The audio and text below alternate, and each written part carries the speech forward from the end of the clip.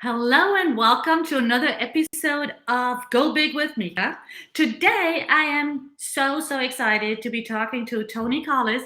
Toni and I have done work together in the past. So if you have seen the two of us together on screen here on LinkedIn, that was our series on being the only woman in the room. And today our topic is executive presence. But first, let me tell you a little bit about Toni. Uh, Toni is the CEO of Collis Homes Innovations, a multi award winning leader and executive leadership coach, international keynote speaker, and consultant.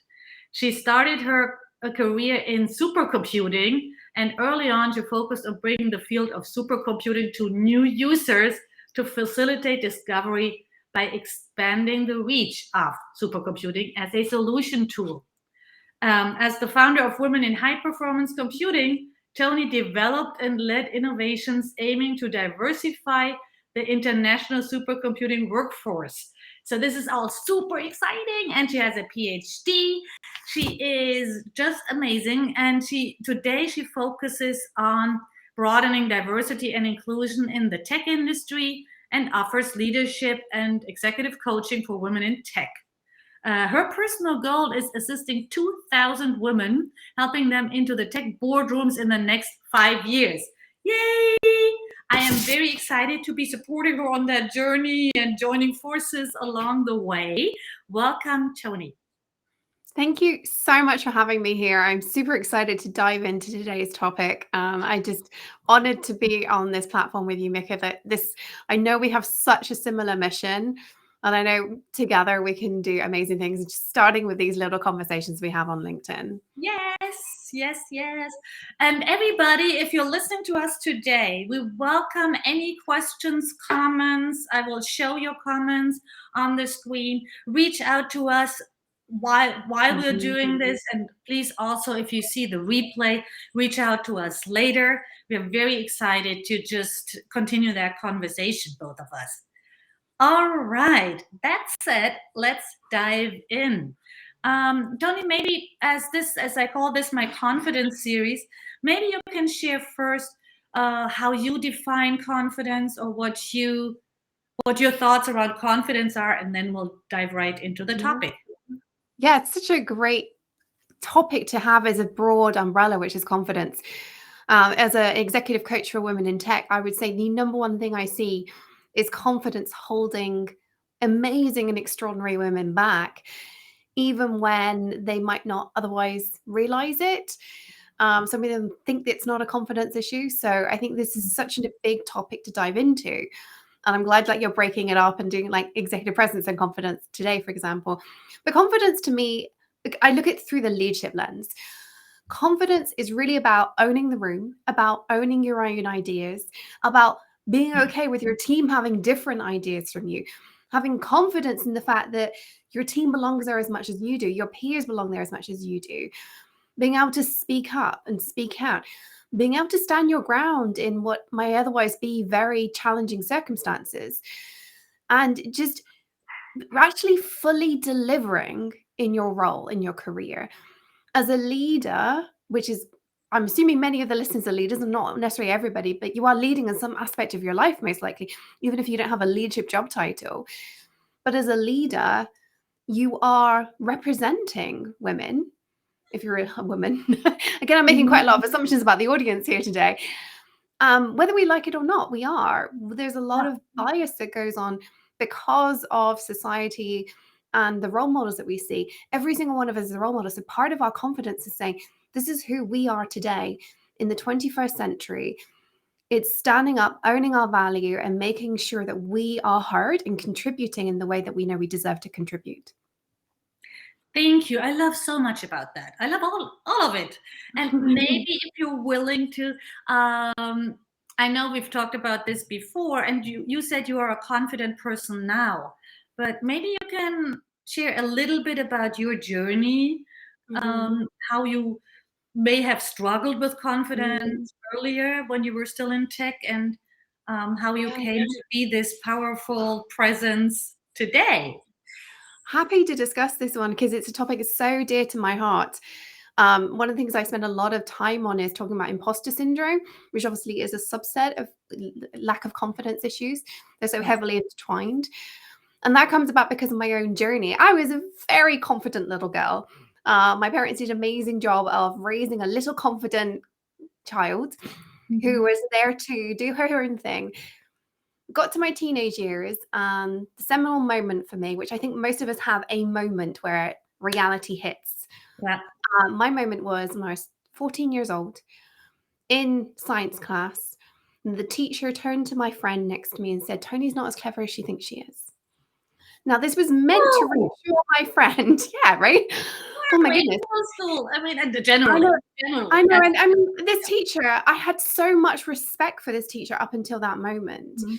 And I know why they did it. They did it to reassure my friend that just because I speak up, because I was Yeah. like always putting my hand up, right? Yeah. Just because I was speaking up doesn't mean that this girl next to me shouldn't speak up. But the damage it did to me was very, very long lasting. And it was the first Yeah. of multiple instances of it's painful to speak up. It's bad to speak up. I look like an Mhm. idiot. All those things that we start learning. And by the time I got to finishing my first degree and moving on to my PhD, I'd stopped speaking up completely. The thing that changed all that for me, I mean, I could tell you the whole story, like all the damage it did, and it did damage my career and it damaged my ability even to finish my PhD. I think my PhD was more painful and hard than it was because of my lack of confidence. Yeah. And it certainly played out in my career as well. But the thing that really changed it for me was when it became about everybody else. It was actually when I created Women in High Performance Computing. This was a movement that I know needed to happen. I had the backing of my boss to go ahead and create this. I don't think either of us knew what I was creating when I did it because it became an international mammoth thing that still lives today. I'm just not in charge of it anymore. I don't run it anymore. The community runs it, which is a beautiful thing in my mind. But I had to learn how to get out of my own way because if I didn't do that, women into supercomputing were going to suffer. It became about everybody else. And when I stepped out of this being all about me and about my insecurities and, oh gosh, can I put my hand up and say this and stop? As soon as I realized if I don't say this, nobody is going to. If I Mhm. don't stand up for women, nobody else is going to. And it was life changing. And I just completely changed my perspective. I realized I did actually know at least as much as many of the men in the room. And in many respects, given that I was the only one working on diversity in the supercomputing industry at the time, Right. I knew more than everybody else. I was the expert. And I was able to then transition that over to my technical work as well. So at that point, I was an engineering consultant. And I still felt stupid so much of the time. My imposter syndrome really was sky high. But I was able to borrow some of that confidence. And the more confidence you can borrow, the more actions you take, the more confidence you get, become self-reinforcing. And I learned actually I'm a good leader. I'm a decent engineer, not anymore. Don't do it anymore. And in fact, I would say today, I mean, obviously I now preach about leadership. I train people in it and I'm a coach for executive leaders. I would say today I'm a better leader in engineering than I ever experienced. And I couldn't have said that 12 months ago even, to actually And acknowledge I'm in so public. glad you do. Yeah. And Yeah. it can change is what I want everybody to hear. You can change this. And it Yeah. doesn't mean you're going to be an arrogant, horrible person. That's the other piece to this. I think we have this, oh, if I say this, I'm going to be arrogant. You're not arrogant. You're telling the truth. Isn't that what you're paid to do? Is tell the truth to your Yeah. organization? Yeah. Yeah. I love also that you talked about borrowing confidence from one area to another, and I love that because that is one of the centerpieces of my message and my method is confidence is a transferable skill. Oh, yes. It really is. So that's really so important, and it's hard to do, but you Mhm. can learn it. Yeah, 100%. And So learnable. I I think also people think you either have confidence or you don't. Sorry, Mika. But yeah, this is something everybody can learn 100%. right, right. And I love also that you mentioned that you're still growing now, right? So Mhm. same for me. Same for me. There are many points where I'm still learning and growing while I teach these things. And Yeah. that actually brings us right into our main topic today, the executive presence. So how Mhm. does that play a role in confidence, or what is it really? Because we hear it a lot, but we rarely get an explanation what it Mhm. is, what it means. Mhm. So, executive presence is one of those things that I think is very misunderstood. It's often rolled out as the reason why you're not getting promoted without anybody actually saying, well, why specifically, why is it? Because it's actually the more I train people in, the more I research it, it is this huge, huge topic. I've got a cat that's just joined me. Apologies. Oh, yeah. Cats are So more she's interested in space asking. than dogs. It's this enormous topic with many, many different aspects to it. One huge piece being confidence. Without confidence, we don't have executive presence. Without executive presence, we don't actually have confidence because it Mhm, becomes self-reinforcing. In the broad scope of things, executive presence is about how people receive you, receive what you're saying, buy into your ideas, trust you, allow you to take ownership of problems and create innovations. It's whether your team believes in what you're saying or questions it, is whether your boss just goes with your ideas or questions it. And it's about the respect you get from the room. It also is incredibly important if you have any outward facing role. So it's internal hugely into an organization. But if you work with anybody outside your organization, maybe you're client facing or investor facing, executive presence is the thing that really enables those relationships, which yeah. is why quite a lot of the time, some of the people I see with some executive presence who haven't ever worked on it are salespeople or customer success people because they've had to be good at their job. They've had to work on being that person in the room who gets respect. And you quite often see the people in those two realms who don't go any higher is because they haven't done well there. Whereas you can get very high in engineering leadership or product without working on your executive presence, and then you hit a glass ceiling around VP level, Right. where it's like you can't get any higher without working on this. So it's a huge range of skills, but it comes up in performance reviews as you need to work on your executive presence, and your boss or the person reviewing you is just not quite sure what's missing, but something is missing. You're not resonating. You're not showing up with your peers in the right way. People just aren't taking you as seriously. Maybe you spend a lot of your time negotiating with your team, with your peers, with your boss. Mhm, Nobody does what you need them to do. And that's a big one to me is yeah. the more executive presence you have, the more influence you have, and you have fewer negotiations simply because people trust you because of the way you're presenting yourself, because you believe in yourself. So we come full circle to confidence. You have to believe in what you're saying in order to get buy-in, and that's executive presence 101. Mhm. Thank you. So authenticity plays a huge role Yeah, in this. hugely. And what I'm wondering here, and I think that brings us, that piece of authenticity for executive presence and confidence brings us straight to a gender issue. Mhm. Because I remember for myself when I started to do more public speaking, I imitated what I'd seen, which Yeah. was mostly guys, and then what my role models, my dad, my uncle, who were such great public speakers, I imitated that, and of course, it didn't work for me as a woman and way younger. And I think there is kind of a gender bias in what executive presence Mhm. means. Do you see that too, or am I wrong on that one? I would agree with a caveat, which is there is a bias in what we can get away with, but great executive presence is Mhm, gender neutral. mhm, And I see this with leadership as well, and that's why leadership and executive presence are so closely intertwined. They're like almost one and the same. Um, I would say to the women I work with who quite rightly are frustrated and angry at the unfair standards that women are held to. And I say to mhm. them, I hear you. And I completely agree. It's why I'm doing what I'm doing. I want to get rid of this unfair standard. Yeah. But there is a silver lining. The silver lining is that we're held to a higher standard, and that applies to executive presence and leadership.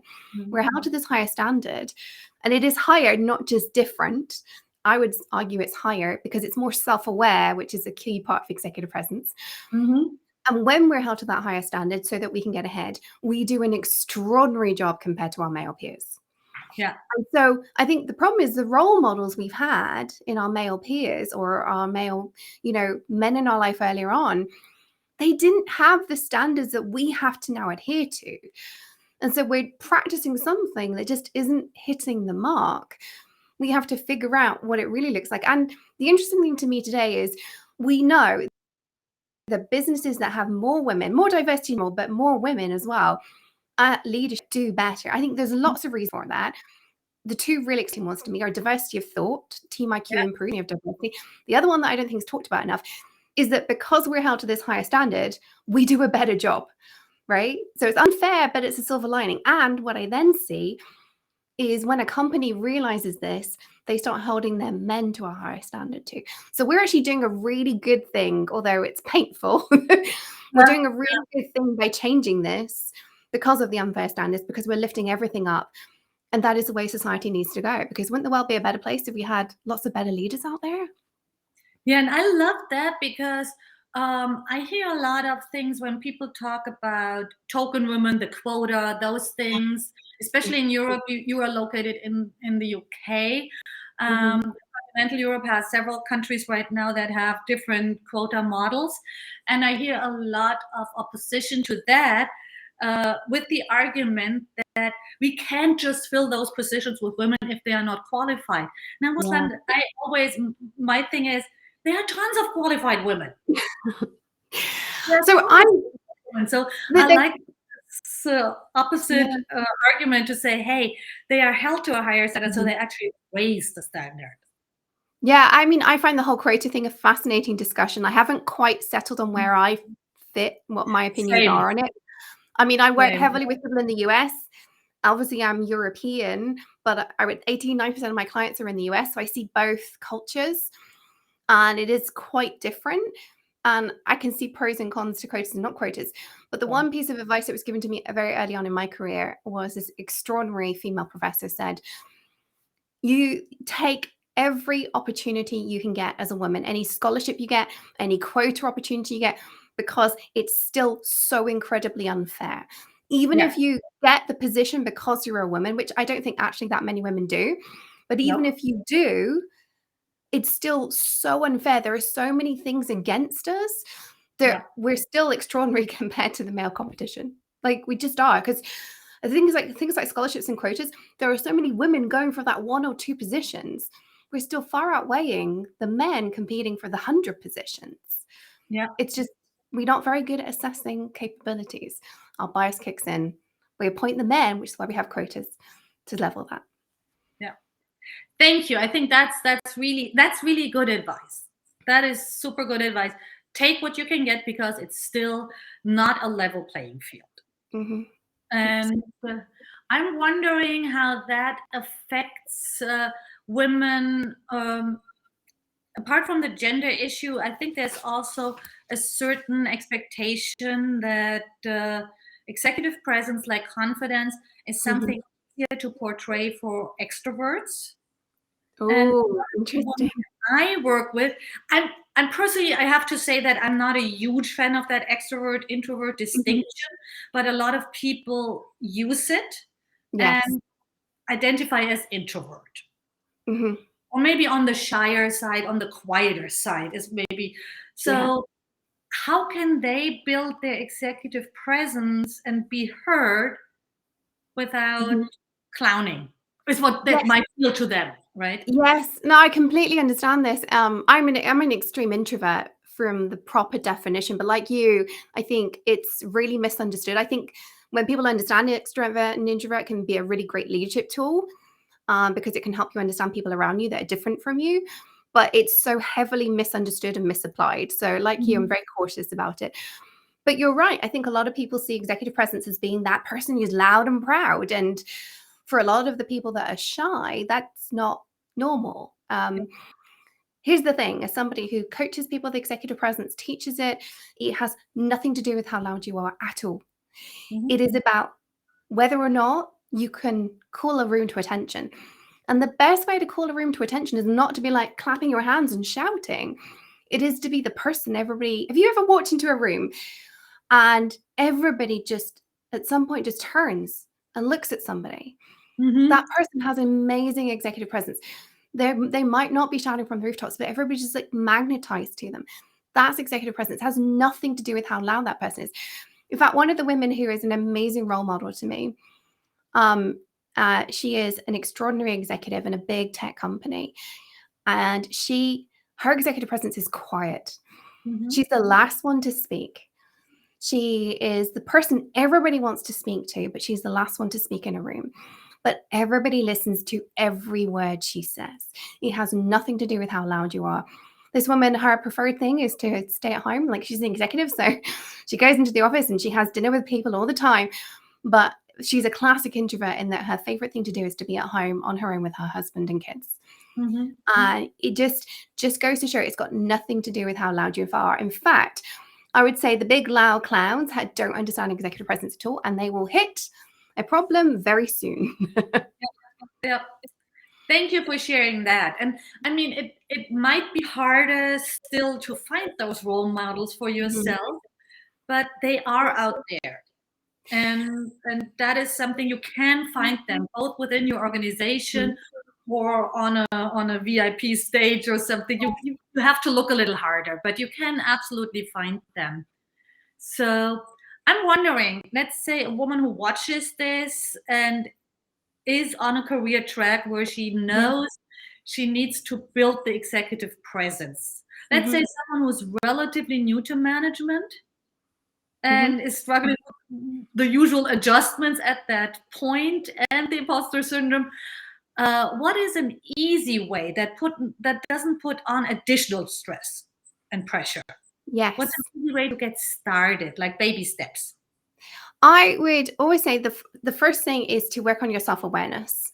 This is a core leadership attribute, and it's absolutely necessary for executive presence. Executive presence requires us to be fully aware of how we are responding to a situation, how we are emotionally reacting, how we're feeling flustered, frustrated, angry, happy, excited. All of those emotions change the way we talk. And what if instead of just responding to those emotions, you are actively chose to have that emotion and talk the appropriate way? So I want to be excited, but I'm not feeling very excited. Turn the excitement up. Having self-awareness really enables you to see, okay, this person is triggering me and it's not helpful for me to be triggered. So I'm going to just put that to one side. But you have to know you're being triggered first. And there's lots of techniques around what to do when you notice. But the hardest thing is noticing. Most people don't realize how they were feeling until an hour later. And they think, oh God, did I say that? Or, oh my God, I was really excitable. How did that go down? Or, oh my God, I lost my temper with that person. Like, whatever it is. And I think especially when we feel very threatened, so it fits in with confidence here. Somebody's challenging us. Somebody's poking at our work and saying, why did you do this? Why did you do this? And taking things apart, and we just retract inwards. We shut down. And that is a recipe for zero executive presence. So self-awareness, raise your self-awareness up, get a clear understanding of your emotional reaction to situations. I like to say to people, check in with yourself 3 times a day, mid-morning, lunchtime, and at the end of the day, and ask yourself, how have I felt since I last checked in? When did that happen? Who triggered it? And if you can ask yourself those questions, you are just going to be raising your self-awareness. Your body is going to be like, oh, okay, like she wants to do this. I'm going to pay attention. And then the other thing to look out for is what physical symptoms you get. So for example, when I get very upset, I get tension in all of my torso. It used to just be my stomach. I used to get like stomach ache. I used to maybe feel a bit nauseous. I now get tension up here as well. My stomach is like, I'm quite stressed, but I get tension across my shoulders first. Other people get headaches, get flushed. Like, you quite often will have a physical reaction well before you notice the emotion. And so you can just train your brain to look out for this. If you do that 3 times a day, that check-in 3 times a day for 2 weeks, 9 out of 10 people I coach have really great self-awareness at the end of those 2 weeks. At the end of the 2 weeks, they're just noticing all the time. Like, they are just in it. Once you've noticed, you can then start choosing to do something differently because you've raised that self-awareness up. There's a really great technique to get started. I could not agree more. I could not agree more. And I think, especially for those of us who are so rational brain focused, there's going in into the body, and the body feeling is something that really needs a lot of training, Yeah. because I am definitely better trained at overriding any symptoms and prioritizing just soldiering on. Hmm. Uh, and Which so has its own issues, actually. Soldiering on yeah, causes its own set of issues. We actually need to yeah, process rather than yeah. soldier on. Exactly. And so, and especially what I like about this, you're talking about short moments. So you can set your alarm or something, or have those tiny little habits, because Hmm. I feel it's like with working out. A lot of people say, like, okay, working out only counts if I go to the gym 3 times a week. Yes. It's like, no, if you go around the block during your lunch break, that's a starting point. That's maybe Mhm. microdosing. Yeah, okay. I mean, but that it still counts. It's like 5 minute Mhm. meditations count. Yeah. I mean, this is a 30-second exercise 3 times a Yeah, day. If you don't have 90 seconds, yeah, you need to speak to me. We've got other problems. mhm, You can come speak to me or Micha here because there are other issues. It's yeah, 30 seconds, 3 times a day. I advocate to my clients to either put a pop up on your phone. There are great phone apps now where you can prompt yourself for things, right, or a calendar. So I do calendar invites because I live by my calendar during the working day. right, And I will put in the calendar invite, like a calendar entry to myself. I'll put the questions. So all I have to do, I don't have to remember the questions. I just have to mhm, click on the calendar entry. But oh, okay. And then when you're starting, it might be worth writing them down, because we all know that writing stuff down is a really great way to get stuff embedded in your brain. That might take a little bit longer depending on how fast you can scribble. But once you're practiced at this, so I still do this about once a year just to like improve things. mhm, And I don't need to write it down anymore. I just need to slow down for 30 seconds to take this action, which I always like to say, slow down, speed up. This is one of those classics. Slow down, raise your awareness, because it's going to speed you up, because you're going to have yeah, fewer problems in every other aspect of your life. yeah, yeah. And then another thing is, I feel a lot of women, especially men too, but women especially, seem to beat themselves up for when they identify things. Mm, And so instead of being having a positive effect immediately, so that's the next thing. Now they have realized, oh, there's a person that triggers me, or there's a certain mhm. situation that triggers me. Now they start to second guess and uh, second guess that and beat themselves up. What's the next step here? Also, you're right that getting up, I would say, like, worrying about being worried is very unhelpful, but I'm the classic person for that. I remember my husband telling me to stop worrying. I'm like, thanks, let me just turn that off. Like, Right. if I could turn that off, that would be amazing. I have to say, I'm a recovering warrior. I've really dealt with my anxiety, but this is kind of a specific example of that. What you've got to do, first of all, is ask yourself, how is it helping me being upset about this behavior? Is this Yeah. serving me in any way? Is it making me do anything different? Is it making me do a better job? Is it helping this go away? Get your rational brain to come in and question why Mhm. you're allowing yourself to get upset about something that is just you. It's who you are, right? And just because it's who you are doesn't mean you can't do anything about it. But being angry or upset about yourself isn't going to fix that. I hope logically everybody knows that. We've now got to use our rational, logical brain to tell our emotional brain, hey, like, there's some good reasons why I just need to cool down here. Yep. Um, I would then, if it's just really bothering you, journal it out. Like, why am I so upset about the reaction I'm having? Is it because I Mhm. think I should be better in some way? So really dig into confidence here, right? How is it that I think I should be behaving? Why am I broken? Like, what is it that you're telling yourself? All those fears and narratives and objections you have, get those out, allow it out, and then look at it and ask yourself, is this fair on me? Would I be your own best friend? If this was my best friend, what would I be Yeah. telling them? And then if none of that's working, please do speak to a coach, like, Right.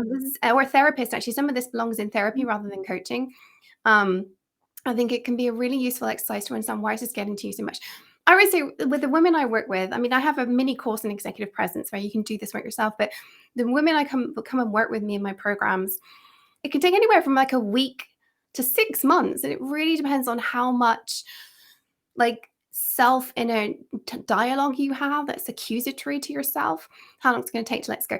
It took me a good 18 months to really, from starting to work on my anxiety, to really be like, okay, I feel good about this now. I know Yeah. how to tackle my anxiety. And these days I still worry, but I know exactly what to do to get it right down and under control. Right, right. And journaling is also one of my favorite Yeah. tools. So, and again, you don't need to have a fancy journal and a fancy Yeah. pen. I actually deliberately use rather cheap journals, like school notebooks, Mhm. uh, to make it easier for me to just have that uh, scribble. And you don't need to do it for half an hour. Just like Yeah. whatever works for you. And I really like that a lot. That's very helpful. And sometimes what I find, some things that just stick. There's a person, for instance, who triggers me enormously. And I have no idea. Mhm. I have no idea why. I know it's not her fault. There's something, and I can't connect the dots to whoever, I don't know, whoever, I don't know, in kindergarten upset me. Uh, so, do I need to fix it? No, because it's someone I don't interact with a lot. Mm. If I do, I tell myself beforehand, okay, you always breathe, because it's you get triggered by her. It's not your fault. It's not her fault. It's not my Yeah. fault either. But it's just, be aware of it, and I don't really need to fix it anymore, because I know, okay, this is not someone who works in my close vicinity. I can let that go. 100%. Yeah. I love that. Like, So you, yeah, I mean, those we are. want to, we want to get to the point where we don't feel like we're experiencing this all the time, but with Right. anything, you need to choose your battles, and that includes with your own brain, right? Yeah. So Yeah. if you've got 10 things that are really bothering you, ask yourself, what is the key thing that's going to make the biggest difference? I always like to ask, what is the number one thing I need to do today to make everything else easier or unnecessary? Yeah. And that applies to our own heads as well. Like, what is the I one thing I disagree. can tackle that's going to make everything else easier or unnecessary? That is such a good question. So, everybody, that's one you want to really ask yourself. Uh, One thing, for those viewers who are a little more advanced in their career, who have more management and leadership experience, but are getting that feedback of, you don't have enough executive presence, who might have already been working on it, so they are not beginners with this. Uh, what can be the game changer, if that's the feedback you're getting, to really make it into the higher echelons? Mhm. The first thing is, if you've got a receptive boss, the person giving you this feedback, if you've got somebody who's receptive, and bear in mind that sometimes given as an excuse when they just don't know what to do with you. But if you've Right. got somebody who you can actually have a good dialogue with, I would go in and ask for more feedback. And you need to be specific because they might not know. So go in with Mhm. some suggestions of like, well, for example, could it be this, this, or this? How am I doing in this area, this area, this area? Self Yeah. awareness is key here. You've got to understand how you think you're doing and then ask for feedback. This isn't about making you feel better, though. This is not give me a gold star. This is about saying, I want to grow and improve. Here's 5 areas where I think I'm doing okay. Here are 3 where I think I'm not. Does that align with what you're seeing? Right. Mhm. And then I like to look at it from like 3 key areas. There's awareness, which is self awareness, and awareness of the room, awareness of the situation, awareness of the business case, awareness of the landscape you're in, awareness in the broadest possible sense. So look at your awareness. Do you have really good awareness inwards, team, business, landscape, people? Do you read the room? Do you read the organization? Do you know what investors care about? Like the entire awareness piece. The Mhm. second one is strategy and process. Are you a good strategic thinker? Are you demonstrating that? Are you sharing that? Are you showing up as a strategic thinker to your peers? Are you demonstrating that you are contributing to the business strategy? That is an underrated piece of executive presence because if you're just doing it in your own little space, that is not going to get you to the higher echelons. And then the third one is actually ambition. Mhm. It's okay to be ambitious and it's okay to share that. And I think I would ask yourself, what is my direction of travel? Where am I headed? What is my North Star? I love talking about people's North Stars. Who do I Yeah. want to be in 10, 20, 30 years time? Who do I want to have being when I'm lying on my deathbed, which sounds very morbid, but like, think about it. What would you like to have achieved at the end? And you think, oh, hell yeah, I've had a good life. What does that look like? Know that North Star, that direction of travel. It can change. That's okay. That's why it's a direction, not a clear set goal. And then ask yourself, am I fulfilling this? How can I fulfill it more? And the reason I get people to do that is because I think when we're really fulfilled, when we're on that journey to fulfillment, we're enjoying every moment. We feel like I'm achieving something good for me, and it happens to be aligned with what the organization needs. We show up so differently. We show it with more confidence. We show it with more passion. We show it with more integrity. We are just able to bring everybody else along, motivate everybody. And that right there is gold for executive presence. I absolutely love that. I'm going back to that North Star idea myself again, because that gives me so many ideas and so many sparkles right now. Yeah, I love that. And the deathbed thing, it's like a worst case scenario. Those things Mm. sound morbid to some people. If it triggers you, maybe that's not the phrase you want to go with, but just like, yeah, the direction further out. Yeah, the compass. The compass. I really love that. I love people to push it as far as you can. That's why I like to go that little bit morbid. Mhm. I start with 10 years when people are a little bit resistant. And even for some people, that's I can't think 10 years ahead. Yeah. But the further we push out, the more we think big and the less we're attached to the actual steps and process. And we stop asking ourselves, but I can't possibly. Like when you're 20 years old and you think you're immortal, I think most 20 years old do, maybe not. The world is your oyster because you're like, well, Mhm. of course I could be a billionaire. Of course I could run like this huge company. Of course I could, create world peace, like whatever it is that lights your boat up, right? It Right. doesn't, it's unique to you. It seems like, well, I don't know how, but why not? And I think the further we go in our careers, we think, oh, I can't possibly, I don't know how to do that. You don't need to know the how. You just Mhm. need to know like what excites you. So think bigger, further out to stop that how getting in the way of inspiration. Yeah, yeah. And again, you can do it however it works best for you. For me, 10 years is a really tricky thing. I don't do 10-year because that's too close and too far at the same time. So Interesting. I can do 3 years and less, and then I can do 30 years again. But that 10 years is too realistic, but also too, yeah. So if you have one of those dates that don't work for you, you just find what works for you with a coach or by yourself, whatever, yeah, whatever is the best fit. This was all so interesting, so many gems in here. I want to ask you one more question. That's always my favorite. What advice would you give your 16-year-old self, knowing from what you know today? Oh, that's a really good question. I didn't know you were going to answer this, so I haven't thought of anything. I would say it's gonna suck at times, but you'll be okay. You'll be okay. I think I needed to hear that a lot more when I Yeah, was a teenager. yeah, And being okay with it sucking and being painful because I will come out the other end stronger. yeah. I would thank you, thank you. Yeah, yeah. And every time things are good, you forget that it will suck again. But then, yeah, you have to remind yourself. That's a good thing to learn early and to continue reminding yourself. Yeah. It'll suck, but it'll get better again. Yeah. Yeah. Thank you so much, Toni. And please share with the audience where they can find you. And also, you mentioned a mini course on executive Mm. presence that we'll share again in the comments. Where can Thank people find Yeah, thank you so much for letting me share that. I appreciate that, Micha. So you can find me. I am Toni Collis. That's ToniCollis. I am one of very few on LinkedIn, and my headshot's there, so you should be able to find me. Please connect with me. I am totally open to connecting with everybody. I just want to build my network bigger, so please connect. You can also find me on my website, tonicollis.com.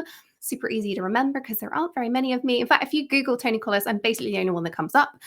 And if you want access to that mini course, tonicollis.com/EP for executive presence.